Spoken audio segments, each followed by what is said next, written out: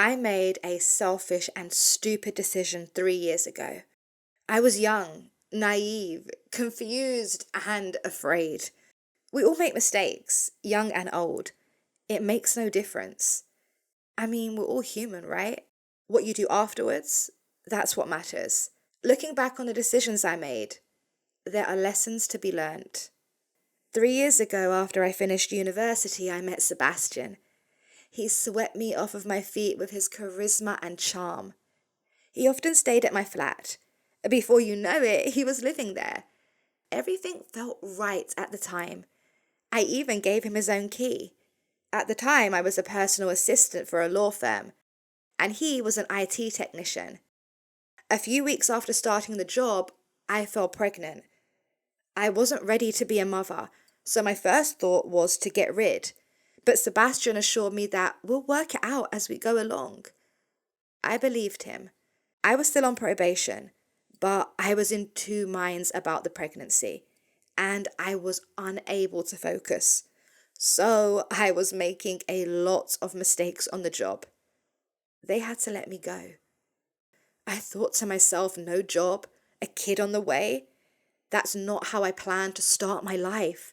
On my way home, I went straight to the clinic that deals with stuff like that. You know, getting rid. They gave me a form to fill in. Whilst filling in the form, I saw some kids at a park playing. Each child had a different personality. After observing that, a thought came to my head. What will she, it, be like? I could not go through with it. I ripped the form in two and I threw it in the bin, and I ran home as fast as I could. When I got home, Sebastian was making dinner. He's such a darling. As we ate, I told him that I lost my job and what I had attempted to do. He was super calm about it. Too calm for my liking. He tried to assure me that we will manage. I snapped at him and I shouted, "It's easy for some to say, this is my body, my life is going to be on hold. I've got plans and this wasn't part of it." I burst into tears. He held me in his arms. Again, he tried to assure me that we will get through it together. But to me, giving birth means the beginning of a new life that needs special attention. I wasn't ready to pay special attention to anyone, especially a child. I won't deny creating a life would be a beautiful thing. It can also mean death. I could die giving birth, God forbid. In the end, I made a decision to keep the child. Poor Sebastian. Throughout the pregnancy, he has been doing everything he could to support me, even when I'm not so nice to him. Finally, the day of reckoning came. After about 7 hours in labor, I gave birth to a beautiful baby girl. It was meant to be the happiest moment of my life, but I was far from it.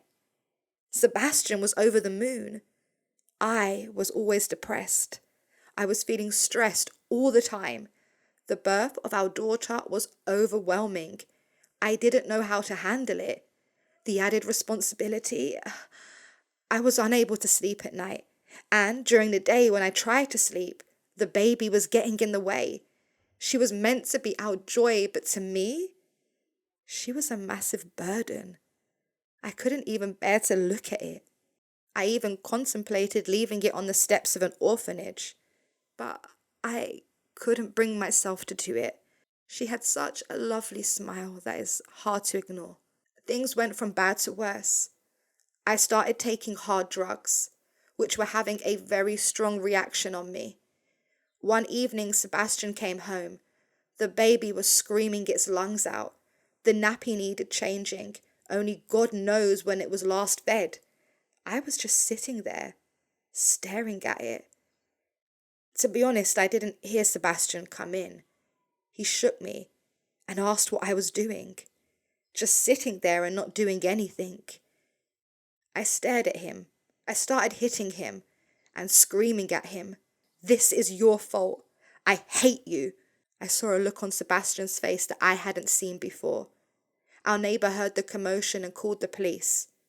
When the police came, I didn't say a word. They saw my bloodied nose and my bruised hands. They wasted no time in arresting him. They took him away. A court date was set for 3 weeks. Sebastian was our strength, our lifeline.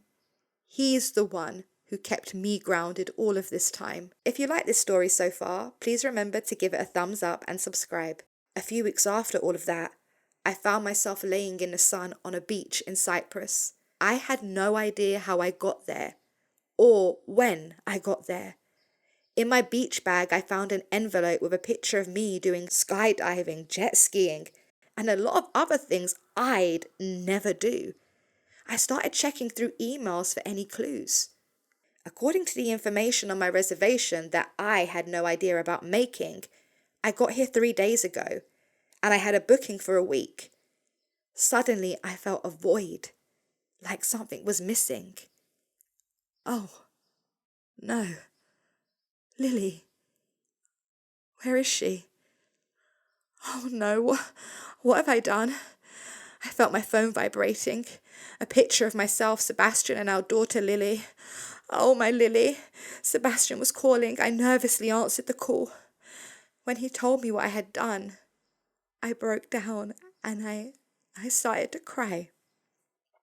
He was calm, as usual, with no telling what will happen to me when I get back to London. I cut my unplanned holiday short and got on the next flight to London.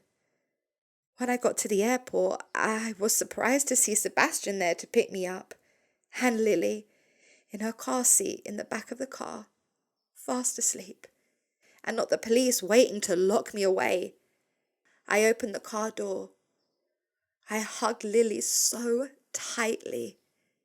I felt something in me that I had never felt before. It was like I'd just given birth to her. Sebastian explained to me that after he got bailed, he logged in and saw Lily in her cot on the webcam, crying for 2 days. He kept ringing me, but it went straight to voicemail. He used his keys to access my flat. When he got there, he realized Lily was on her own, hungry and in a mess. I apparently went away and left her alone in the house all by herself.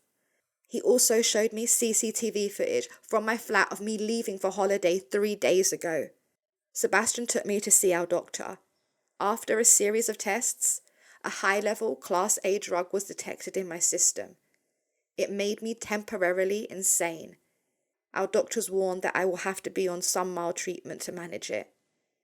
Oh, and in case you're wondering what happened with the court case against Sebastian, I told the judge Sebastian would never lay a hand on me.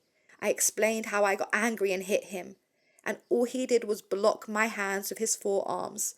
I tried to headbutt him and I broke my nose on his head. The police came and saw me in a state with a bloodied nose and bruised forearms and assumed that Sebastian had done it to me. They asked no questions, they just arrested him. So the case was thrown out without any charges against him. After all that drama, I'm just looking forward to being a good mother and giving all my love to my daughter and Seb from here on. I honestly feel like I got a second chance. So, I will make the best of it. If you haven't already, hit that subscribe button, share, and leave a comment. It's free to subscribe.